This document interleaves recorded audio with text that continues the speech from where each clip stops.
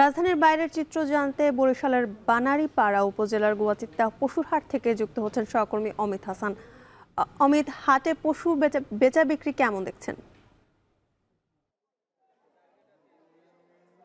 হাটে পশু বেচা বিক্রি কেমন দেখছেন?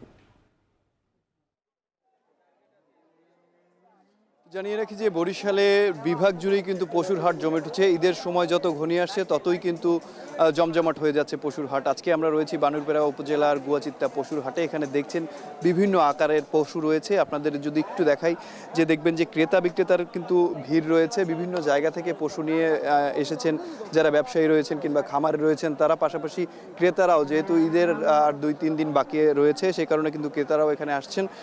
গরু পছন্দ হলে তারা কিন্তু পছন্দের পশুটি কিনে নিয়ে যাচ্ছেন। একটু জানিয়ে রাখি, ক্রেতাদের অভিযোগ আসলে গত বছরের তুলনায় কিছুটা এবার বেশি দাম, যার কারণে তাদের সকাল থেকে ঘুরেও আসলে অনেকেই পশু মিলাতে পারছেন না। আবার অনেকে পছন্দ হয়ে গেলে এবং বাজেটের মধ্যে পেলে তারা কিন্তু পশু নিয়ে চলে যাচ্ছেন। এবং একটু জানিয়ে রাখি যে এই হাটটি কিন্তু আজকে সাপ্তাহিক হাটে আসলে তারা বসেছে এবং এই হাটটিতে দেখা যাচ্ছে বিভিন্ন আকারের পশু রয়েছে। একটি মাঠ জুড়েই কিন্তু আসলে ক্রেতা বিক্রেতাদের ভিড় আমরা দেখেছি।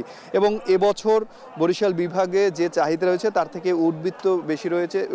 চাহিদার তুলনায় যে পশু রয়েছে তাতে আসলে ঘাটতি হওয়ার কোনো সম্ভাবনা নেই বলছেন প্রাণী সম্পদ অধিদপ্তর, এবং জেলায়ও একই অবস্থা। একটু জানিয়ে রাখি যে ক্রেতারা কিন্তু বরিশালের যে বিভিন্ন হাটগুলোই ঘুরেছে। আমরা আসলে বরিশালের বেশ কয়েকটি হাট দেখেছি যে ক্রেতারা অভিযোগ করছেন বিক্রেতারা এখন পর্যন্ত হাটে পশুর দাম ছাড়ছেন না, যার কারণে কিন্তু তারা কেনাকাটা করতে পারছেন না। তবে আজকে কিছুটা বেচাকেনা বেড়েছে, গত কয়েক সপ্তাহের তুলনায় আজকে বেচাকেনা বেড়েছে এবং ক্রেতাদের সমাগমও ধীরে ধীরে কিন্তু বাড়া শুরু হয়েছে। তো বরিশাল থেকে এই ছিল আমার কাছে সবশেষ।